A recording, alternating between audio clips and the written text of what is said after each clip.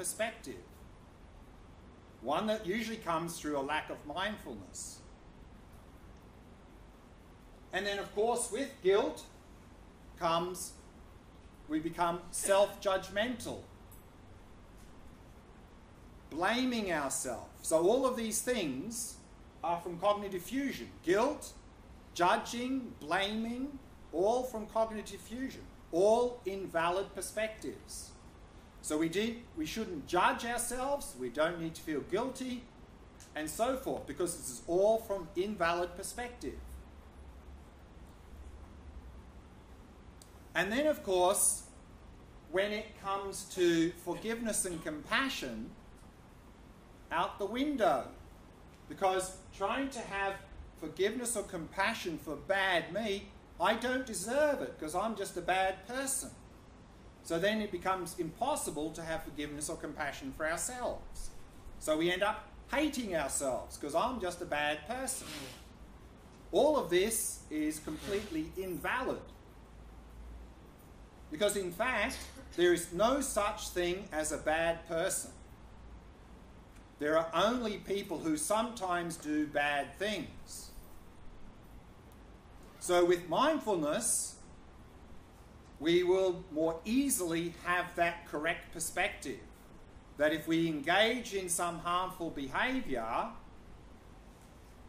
with mindfulness we can see, I have just done this harmful thing. So instead of having this perspective, we will have the correct perspective.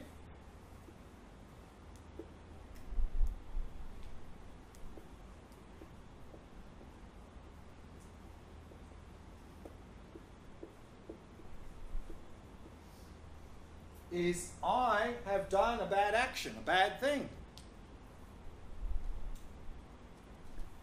And then, of course, if we have that perspective, which is the correct perspective, then instead of guilt, which is completely useless and it just paralyzes us, we would have regret.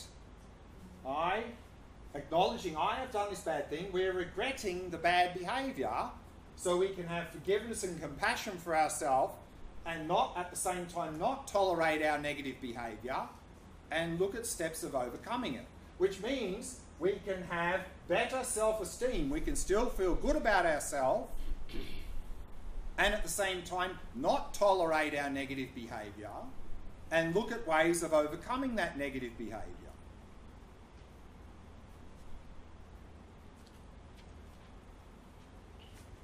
And this also will lead to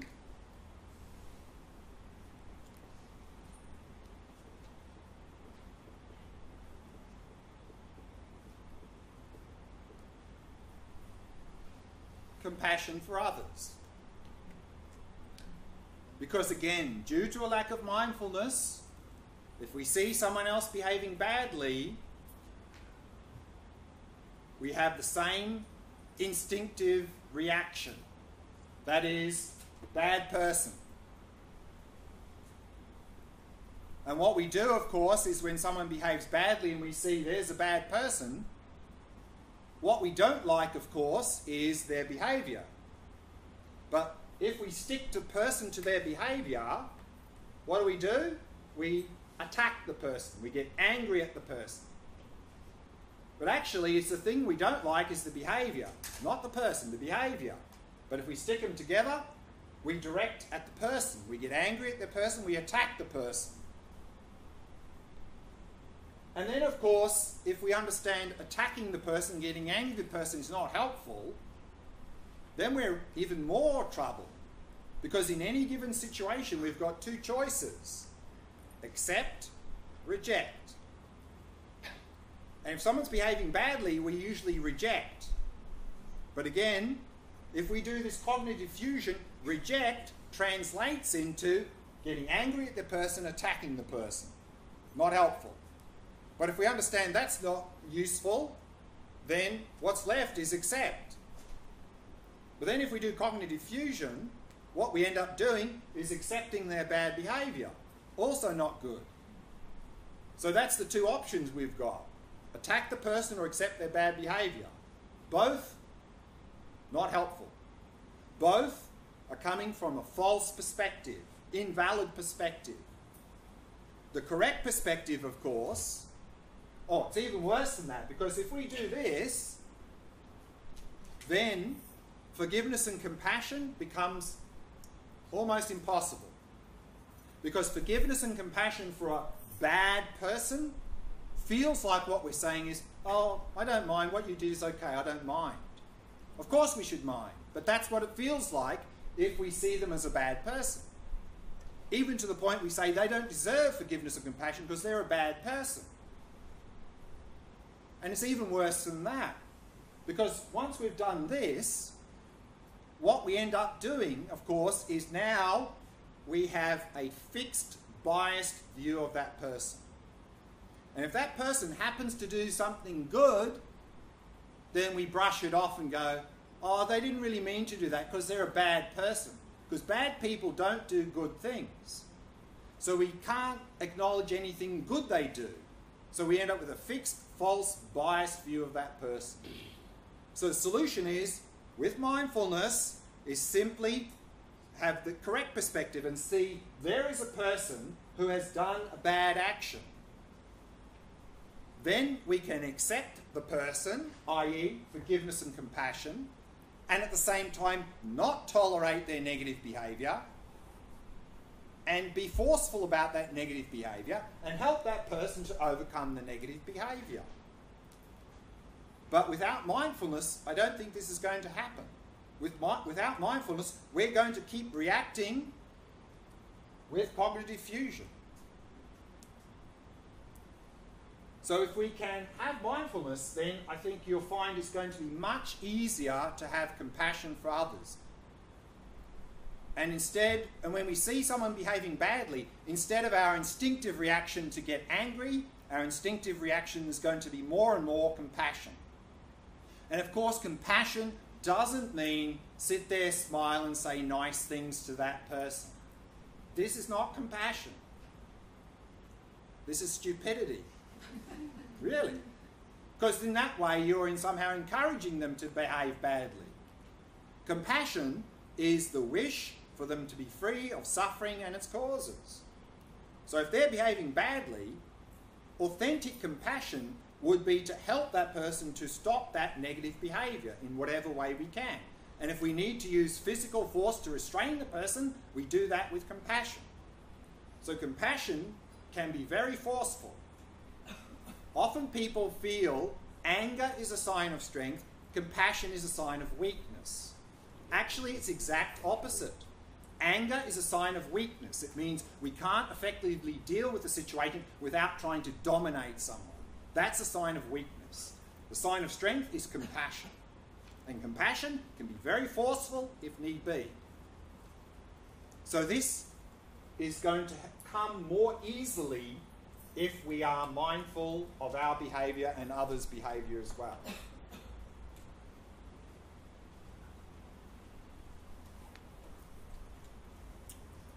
So this is how mindfulness can be a key to temporal happiness in these 4 ways.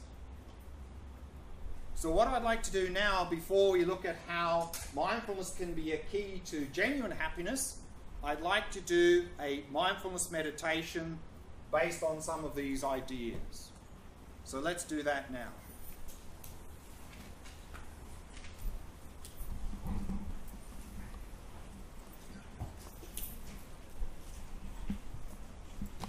So find yourself a nice comfortable posture.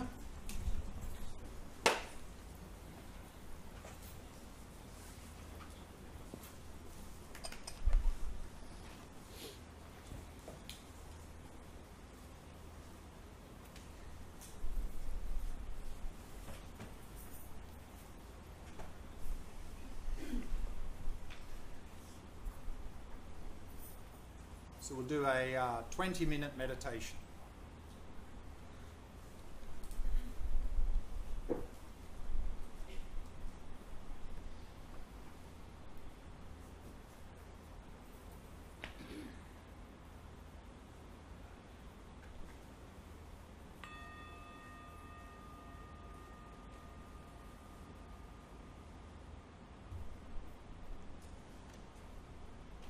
allow your awareness to descend into the body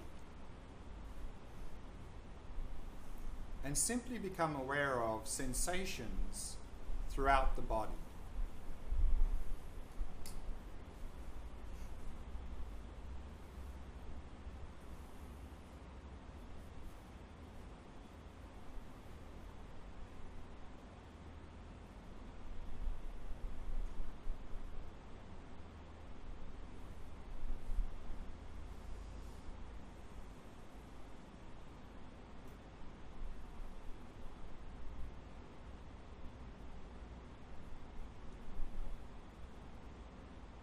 And if you notice any areas of tightness or tension in any part of the body,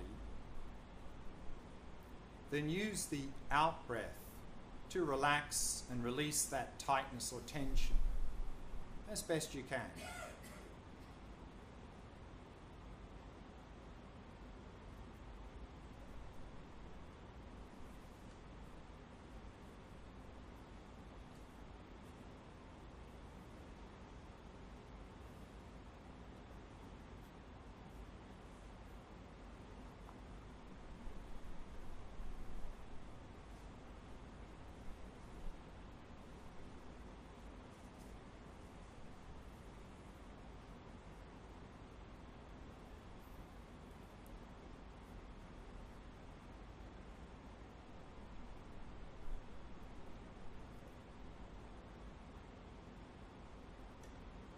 And then bring your awareness to the area of the face and soften and relax all the muscles in the face.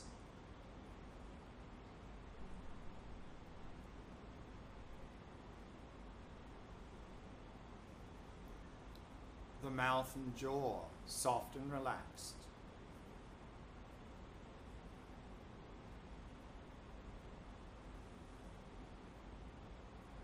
And all the muscles around the eyes, soft and relaxed.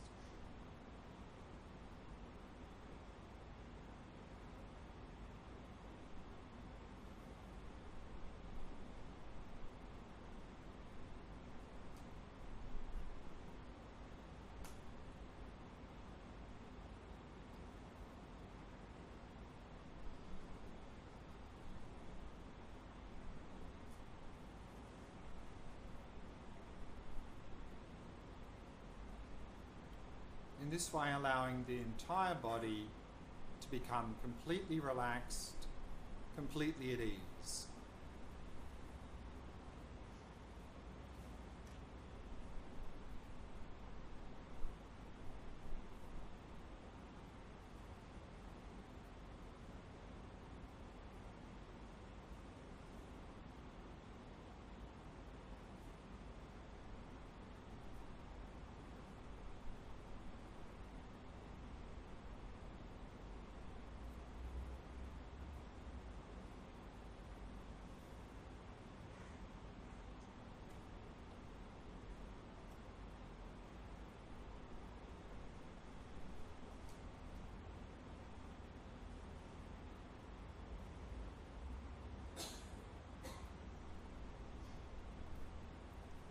And allow the breathing to settle into its natural rhythm. Not trying to control or regulate the breath in any way. Simply allow it to flow naturally and effortlessly.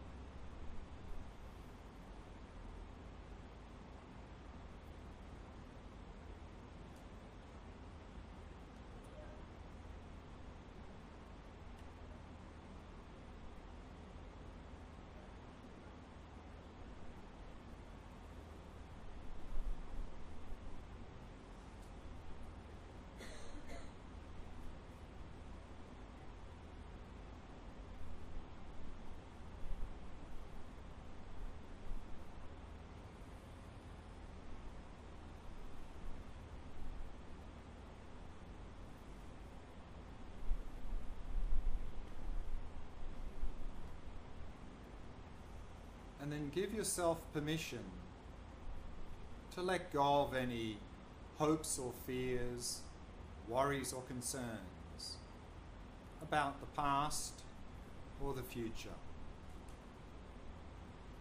To give yourself permission to let go of all of these things for the duration of this short meditation.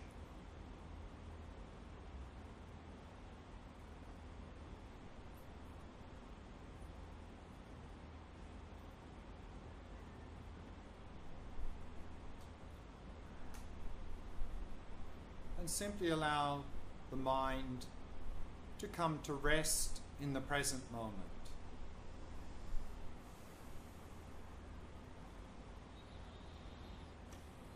And simply focus on the rhythm of the breath.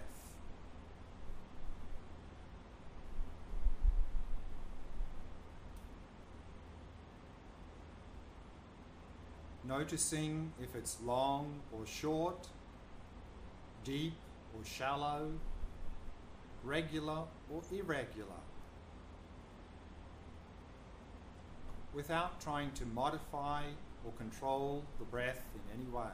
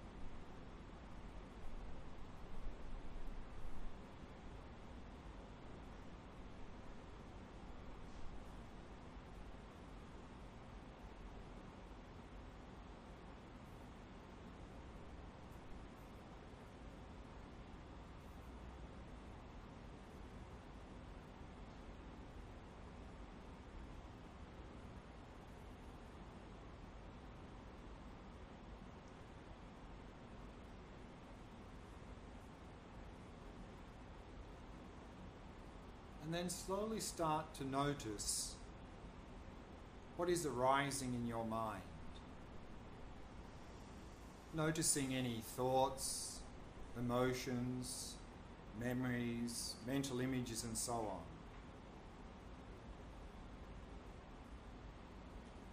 So just noticing, beginning to notice what is arising in your mind.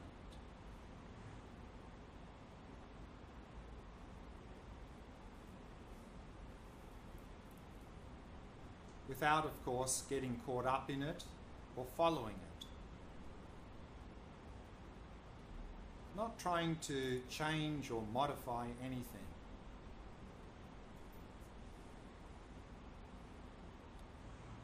Simply be like an impartial observer or witness.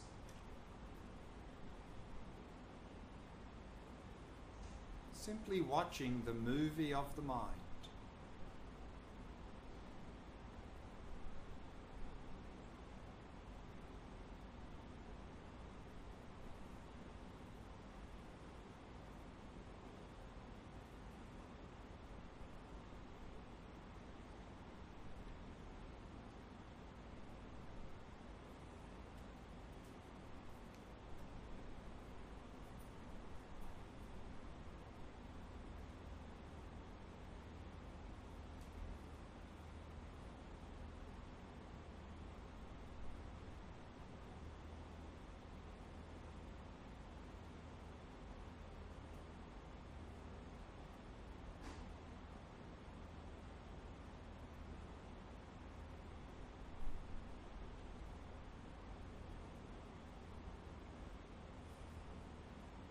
And if nothing is appearing in the mind, simply observe the stillness.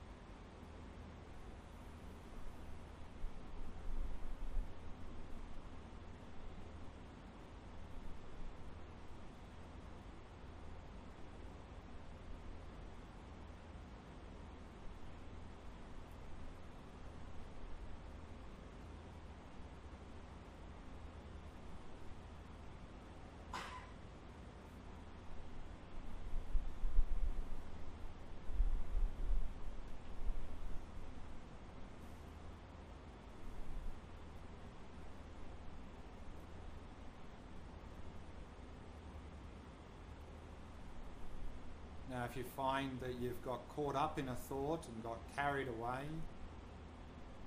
the first thing to do is simply relax. And then let go or release the story and very gently return to observing the mind. So relax, release, and return. Each time you get caught up and swept away, simply keep coming back again and again, patiently and persistently.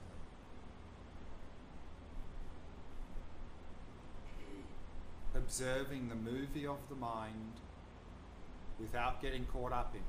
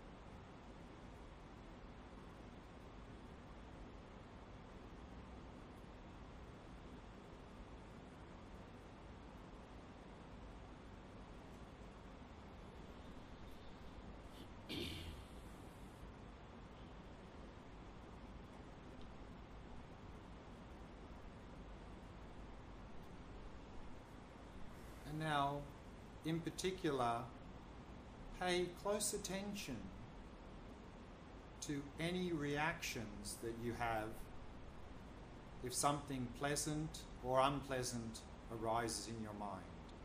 Just see how you are instinctively reacting to these pleasant and unpleasant experiences. Just watch it.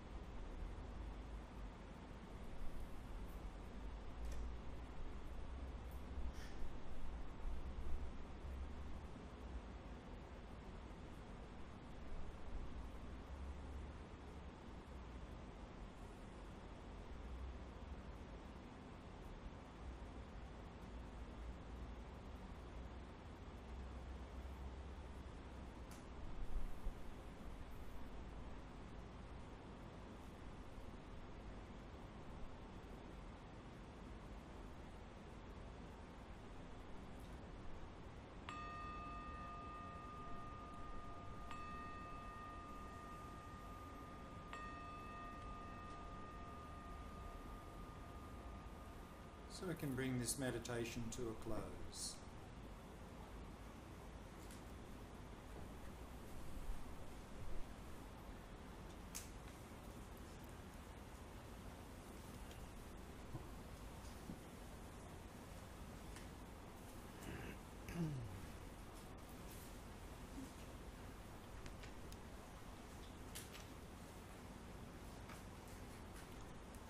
I said at the beginning that if we really want mindfulness to be effective, we need some sort of framework.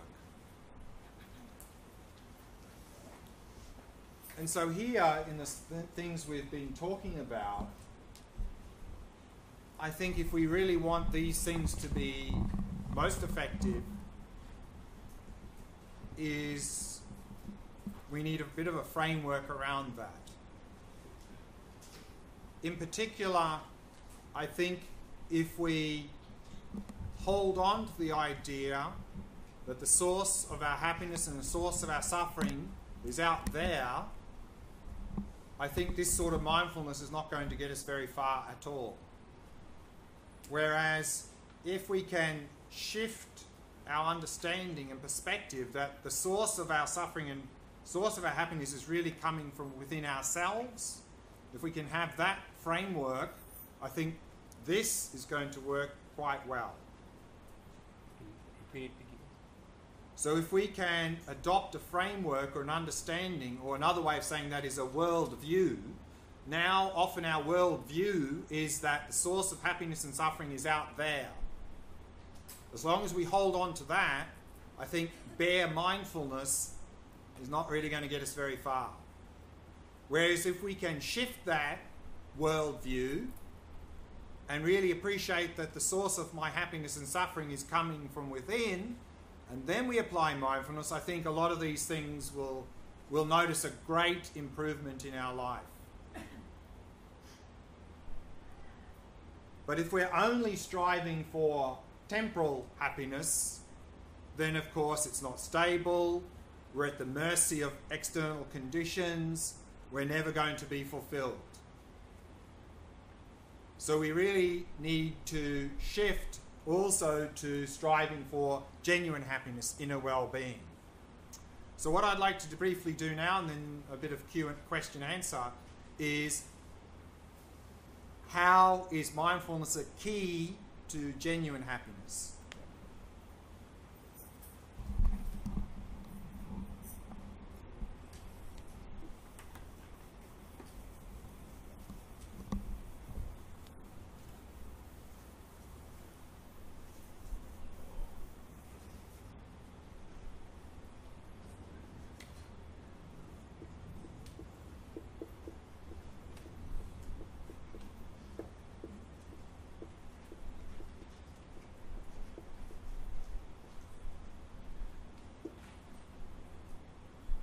Within Buddhism, if we want to strive for genuine happiness, there are three core elements that are necessary.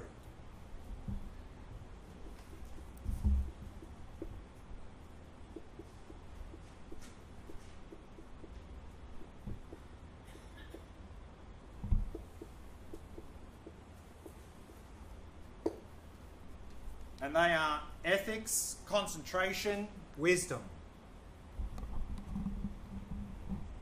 So the foundation is ethics,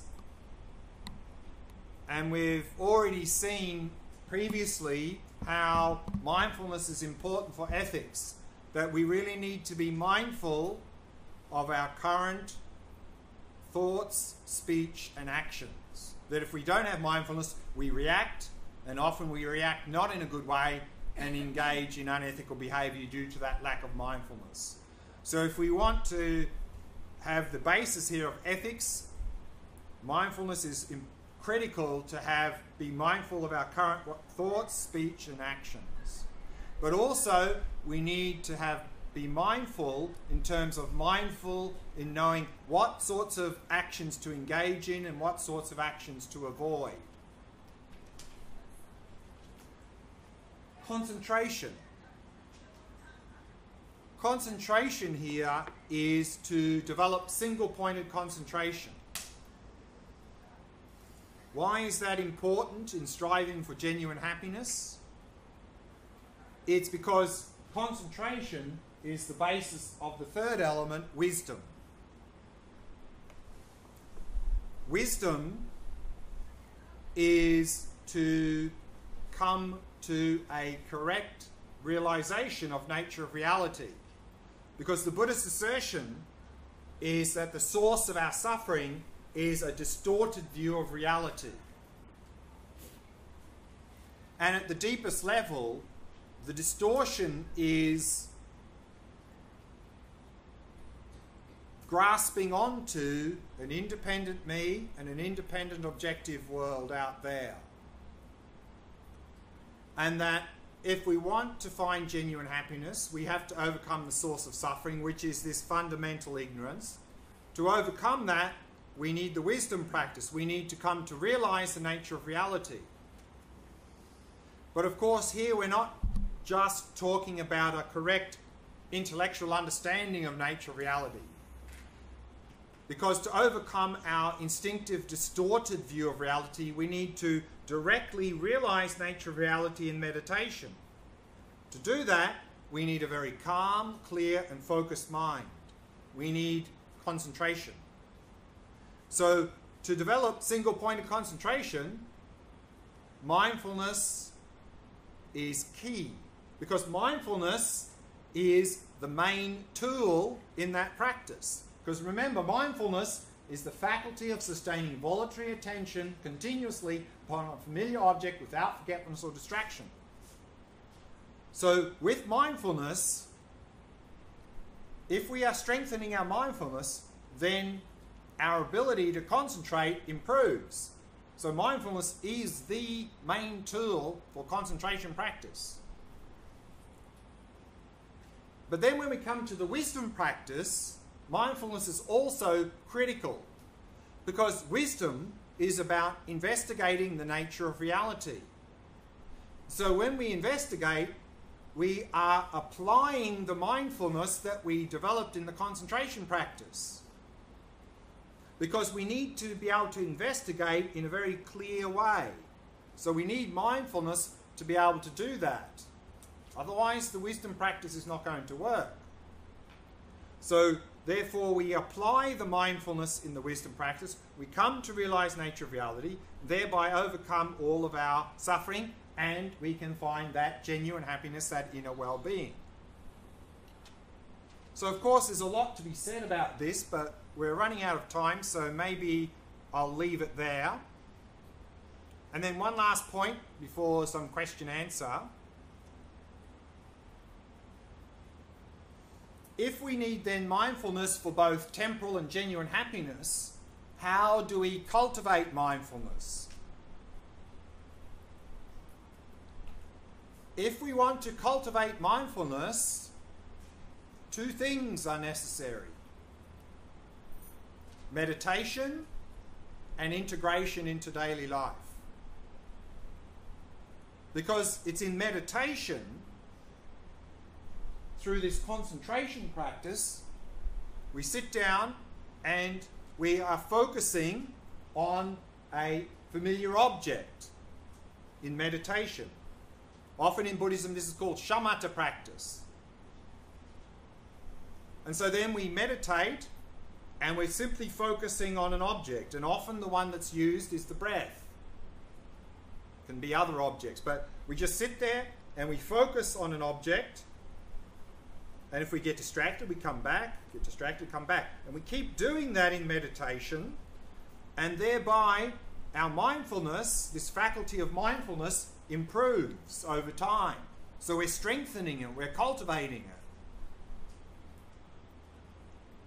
But not only do we need to do that, we need to do something for the rest of the day.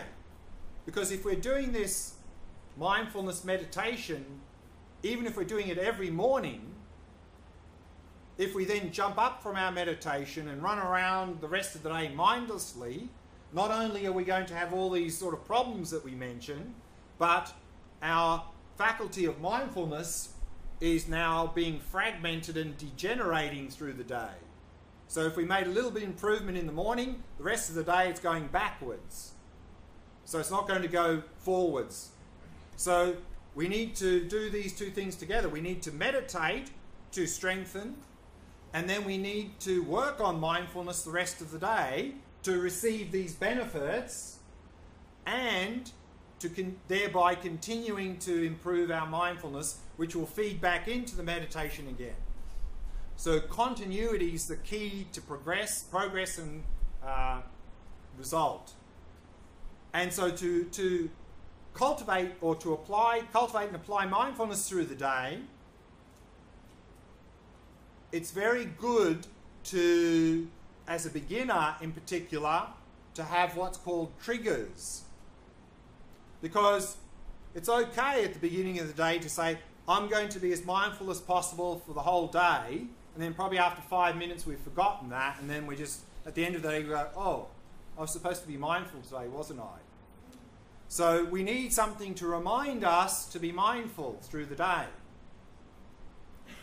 They're called triggers. And triggers can take many forms. One classic form is that we pick certain physical activities that we do regularly each day and make a strong determination that every time we do that activity to be fully present with that activity. And not do that and think of something else at the same time. A classic example, brushing the teeth. Often in the morning, you know, maybe we have a bit of breakfast, we're running late for work, quickly brushing our teeth. While we're doing that, we're thinking about all the things we have to do at work, running out the door, and we go, did I brush my teeth? Can't even remember.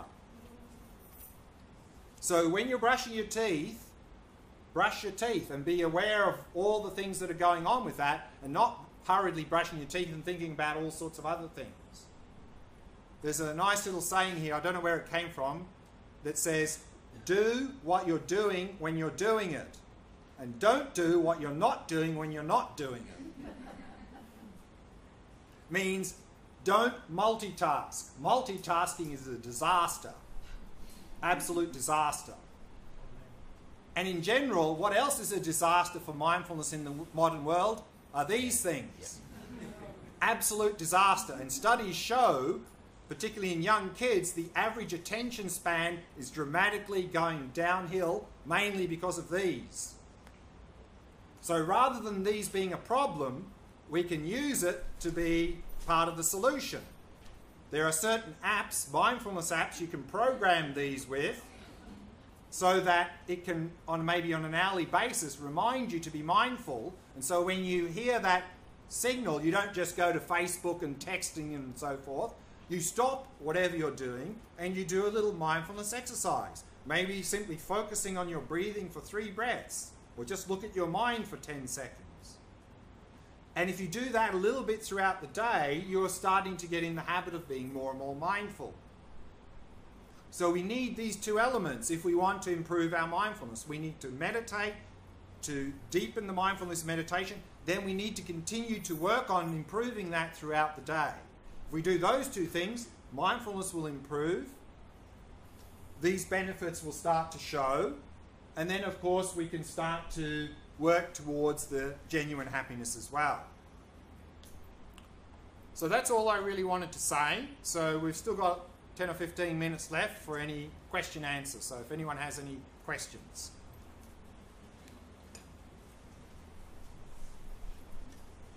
Just if you can please repeat about the difference of mindfulness that the modern world, how do you say that, view? Define the remembering of the Buddhism. Right. So the question is, can I repeat the difference between mindfulness as it's defined in Buddhism and often in the modern day traditions? So I'm not saying one is right and one is wrong. All I'm saying is that often in a lot of the modern traditions, the word mindfulness has been redefined a little bit differently. That's all, just to be aware of.